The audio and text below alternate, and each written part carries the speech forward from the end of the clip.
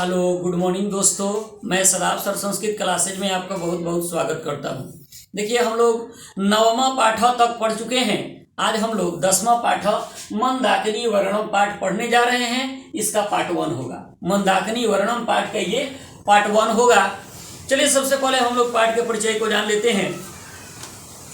पाठ के परिचय में बताया जा रहा प्रस्तुत पाठ वाल्मीकि रामायणस्य अयोध्याकांडस्य पंचनवति तस्मात् सर्गात् संकलित। प्रस्तुत पाठ वाल्मीकि रामायण के अयोध्या कांड के 95वें सर्ग से संकलित है। तो यहां से क्वेश्चन पूछा जाता है ऑब्जेक्टिव में कि मंदाकिनी वर्णम पाठ जो है, मंदाकिनी वर्णम पाठ के रचयिता कौन है? तो वाल्मीकि। अगला क्वेश्चन, मंदाकिनी वर्णम पाठ कहां से लिया गया है? तो रामायण से लिया गया है। अगला क्वेश्चन, मंदाकिनी वर्णम पाठ में किस कांड का वर्णन है? तो अयोध्या कांड का वर्णन है। अगला क्वेश्चन है, मंदाकिनी वर्णम पाठ किस सर्ग से संकलित है? तो 95वें सर्ग से, पंचनवति सर्ग यानी 95वें सर्ग से संकलित है। जितना भी ये सब क्वेश्चन निकल रहा, आप लोग क्वेश्चन को लिख करके याद कर लीजिएगा। आगे बताया जा रहा, वन प्रसंगे रामः सीतया लक्ष्मणेन च सह चित्रकूटम प्राप्नोति।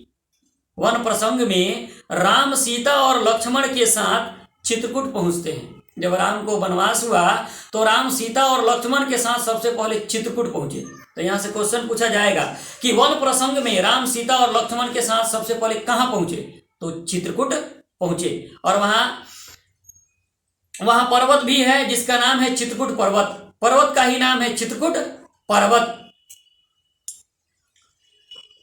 तत्स्थित्यां मंदाकिनीं वर्णयन् सीतां बोधयति। वहां स्थित मंदाकिनी नदी का वर्णन करते हुए सीता को संबोधित करते हैं। यानी कि राम मंदाकिनी नदी का वर्णन करते हुए किसको संबोधित करते हैं? तो सीता को संबोधित करते हैं। क्वेश्चन यहां से निकलता है ये। इयम नदी प्रकृति रूपादान संवलिता चितम हरति। कहा जा रहा है यह नदी प्राकृतिक रूप से संकलित है जो हमारे चित्त का हरण करती है। यानी कि प्राकृतिक रूप से ये सुंदर है, इतनी सुंदर है कि ये हमारे चित्त का हरण कर लेती है, अर्थात हमारे मन को अपनी तरफ आकृष्ट कर लेती है। अस्या वर्णम कालिदासो रघुवंश काव्यो अपि करोति। कहा जा रहा कि इसका वर्णन कालिदास ने रघुवंश काव्य में किया है, रघुवंश काव्य के 13वें सर्ग में किया है। तो यहां से क्वेश्चन निकलता है कि मंदाकिनी नदी का वर्णन कालिदास ने अपने किस काव्य में किया है? तो आंसर होगा रघुवंश काव्य में किया है। अगला क्वेश्चन हो जाएगा, मंदाकिनी नदी का वर्णन रघुवंश काव्य में किसने किया है? तो आंसर होगा कालिदास ने किया है। अगला क्वेश्चन हो जाएगा, मंदाकिनी नदी का वर्णन कालिदास ने रघुवंश काव्य के किस सर्ग में किया है? तो 13वें सर्ग में किया है। अनुष्ठुप छंदसी महर्षि वाल्मीकि मंदाकिनी वर्णे प्रकृते यथार्थ चित्रणम करोति। कहा जा रहा कि अनुष्ठुप छंद में महर्षि वाल्मीकि ने मंदाकिनी का यथार्थ चित्रण किया है। अनुष्ठुप छंद में महर्षि वाल्मीकि ने इस मंदाकिनी नदी का यथार्थ चित्रण किया है। क्वेश्चन पूछा जा सकता है कि महर्षि वाल्मीकि ने मंदाकिनी का यथार्थ चित्रण कहां किया है? तो अनुष्ठुप छंद में किया है। देखिए, ये पाठ का परिचय था। पाठ के परिचय से जितना भी क्वेश्चन निकला सभी क्वेश्चन को मैंने बता दिया। आप लोगों को लिख करके याद कर लेना है। ये चैप्टर को पढ़ने से पहले हम लोग समझ लेते हैं कि इसमें क्या बताया जा रहा है। तो राम, सीता और लक्ष्मण के साथ चित्रकूट पहुंचे थे और वहां स्थित मंदाकिनी नदी का वर्णन करते हैं। मंदाकिनी नदी गंगा नदी को कहा जाता है, गंगा नदी को ही मंदाकिनी नदी कहा जाता है। तो मंदाकिनी नदी के सुंदरता का वर्णन करते हुए राम सीता को संबोधित कर रहे हैं, सीता को दिखा रहे हैं वहां के सुंदरता का वर्णन करते हुए। वही सुंदरता का वर्णन इस पाठ में दिया गया है। आइए समझते हैं इसके प्रथम श्लोक को। यहाँ पे दिया जा रहा है विचित्र पुरी नाम, इसका मतलब होगा रंग बिरंगे तटों वाली। रम्याम मतलब रमणीय। हंस सारस सेविता मतलब हंस सारस से सेवित, यानी जहां पे हंस और सारस पाए जाते हो। कुसुमय रूप संपन्ना, इसका अर्थ होगा फूलों से संपन्न। पश्य मतलब देखो, मंदाकिनी नदी यानी मंदाकिनी नदी को। तो इसका अर्थ हम लोग कैसे निकालेंगे? सबसे पहले सीता को संबोधित है तो कहेंगे, राम सीता से कहते हैं, हे सीते विचित्र पुलिनाम रंग बिरंगे तटों वाली हंस सारस सेविताम हंस सारस से सेवित कुसुमय रूप संपन्ना फूलों से संपन्न रम्याम इस रमणीय मंदाकिनीम नदीम मंदाकिनी नदी को पश्य देखो। राम सीता से कह रहे हैं, हे सीते रंग बिरंगे तटों वाली हंस सारस से सेवित और फूलों से संपन्न इस रमणीय मंदाकिनी नदी को देखो। तो इस श्लोक का अर्थ क्या हो जाएगा? इसका अर्थ आप लोग लिखिएगा, मैं अर्थ को बता दे रहा हूं। ऐसे तो मैंने अर्थ को समझा दिया है कि किस तरह से इसका अर्थ निकलेगा। फिर से एक बार आप लोग देख लीजिए। राम सीता से कहते हैं, हे सीते विचित्र पुलिनाम रंग बिरंगे तटों वाली हंस सारस सेविताम हंस सारस से सेवित कुसुमय रूप संपन्ना फूलों से संपन्न रम्याम यानी कि इस रमणीय मंदाकिनी नदी को पश्य देखो।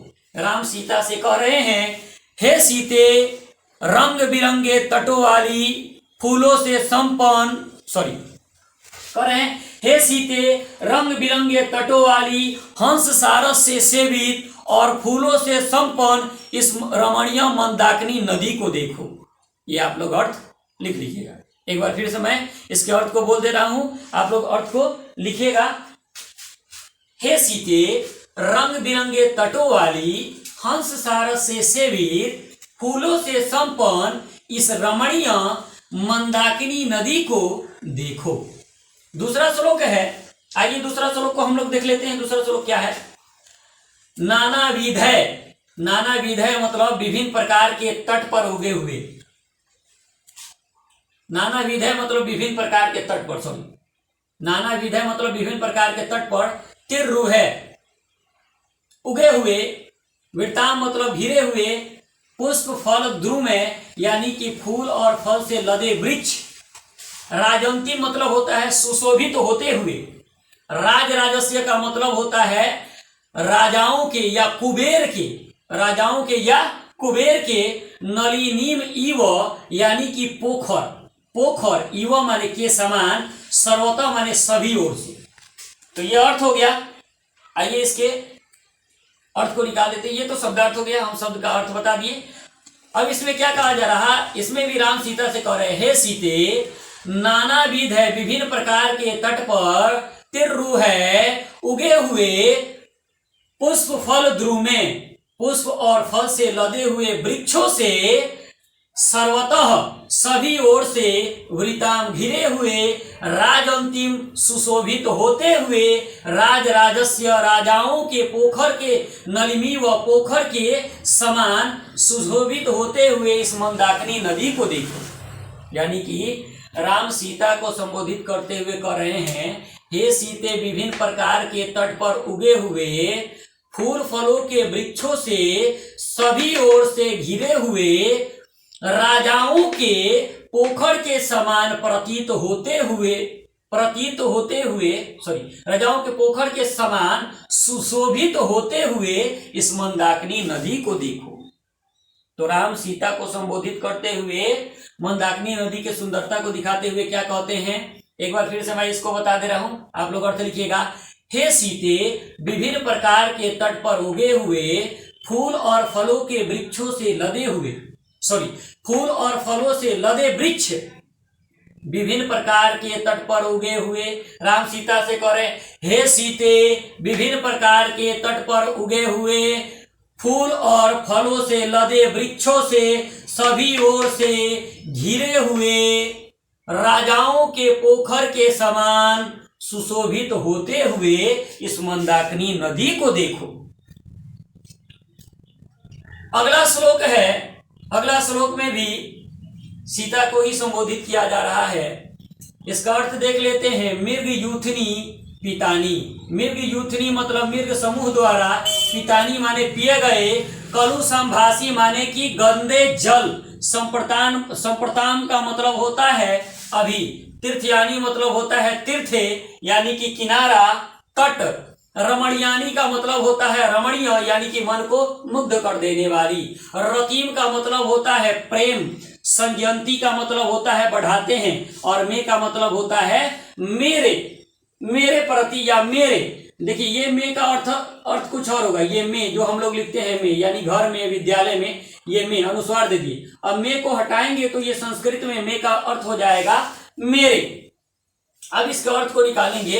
इसमें राम सीता से कहते हैं, हे सीते मृग संप्रताम अभी।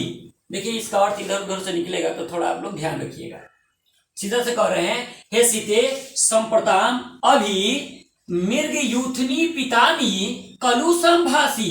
मृग समूह द्वारा पिए गए गंदे जल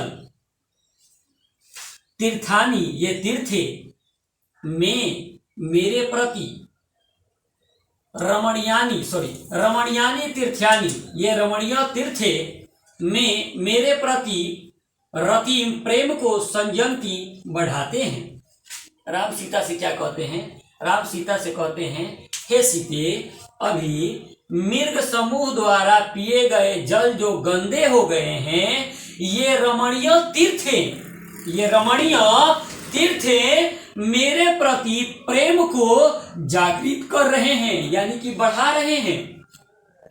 फिर से सुनिएगा आप लोग, राम सीता से क्या कर रहे हैं? राम सीता से कह रहे हैं, हे सीते, राम सीता से कह रहे हैं, हे सीते अभी मृग समूह द्वारा पिए गए जल जो गंदे हो गए हैं, ये रमणीय तीर्थे मेरे प्रति प्रेम को जागृत कर रहे हैं। क्या कर रहे हैं? हे सीते अभी मृग समूह द्वारा पिए गए जल जो गंदे हो गए हैं, ये रमणीय तीर्थे मेरे प्रति प्रेम को जागृत कर रहे हैं। अगला श्लोक देख लेते हैं हम लोग, 4 नंबर श्लोक। 4 नंबर श्लोक में राम सीता को अब कर रहे हैं प्रिय। पहले अर्थ देख लेते हैं, जटा जिनधरा।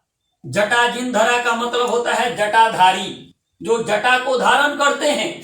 जिनके शरीर में जटा होता है उनको जटा जिनधरा कहते हैं, जटाधारी कहते हैं। काले, काले का मतलब होता है काले मृग के चमड़े को वस्त्र के रूप में धारण करने वाले। और वल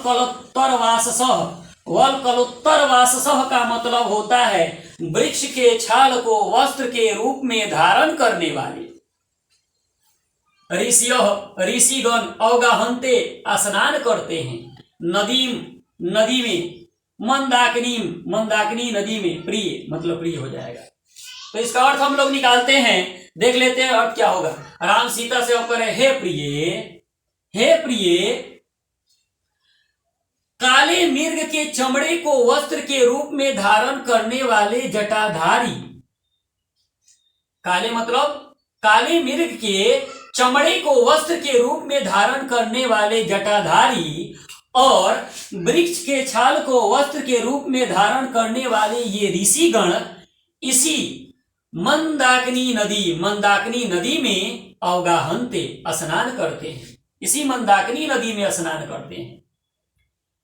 राम सीता से कहते हैं, हे प्रिय काले मृग के चमड़े को वस्त्र के रूप में धारण करने वाले ये जटाधारी और वृक्ष के छाल को वस्त्र के रूप में धारण करने वाले ऋषिगण इसी मंदाकिनी नदी में अवगाहन्ते स्नान करते हैं। तो आप लोग इसका अर्थ लिखिएगा, हे प्रिय काले मृग के चमड़े को वस्त्र के रूप में धारण करने वाले जटाधारी और वृक्ष के छाल को वस्त्र के रूप में धारण करने वाले ऋषिगण इसी मंदाकिनी नदी में स्नान करते हैं। अगला श्लोक का अर्थ हम लोग देख लेते हैं।